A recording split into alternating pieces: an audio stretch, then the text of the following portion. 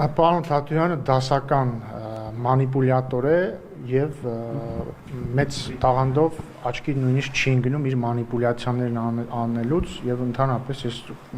լուրջ չեմ համարում իր ասածին անդրադառնալ, պետք է ասեմ հետեւյալը, որ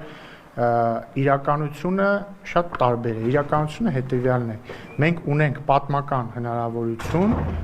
հաստատված խաղաղությունը ինստիտուցիոնալիզացնելու, անշրջելի դարձնելու եւ երկարատև դարձնելու։ Եվ 2026 թվականի ընտրություններին Հայաստանի քաղաքացիները ունենալու են ընտրություն։ Ընտրել երկարատև խաղաղության միջև, խաղաղության, որը կտևի տասնամյակներ,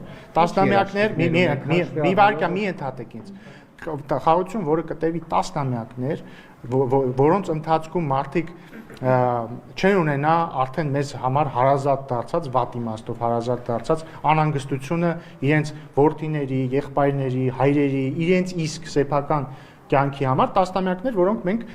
կծախսենք տնտեսական զարգացման համար։ Այս սրա միջև քաղաքացիները պիտի ընտրեն եւ տարատեսակ մանիպուլյատորների միջև, որոնց իշխանության գալու դեպքում խաղաղությունը,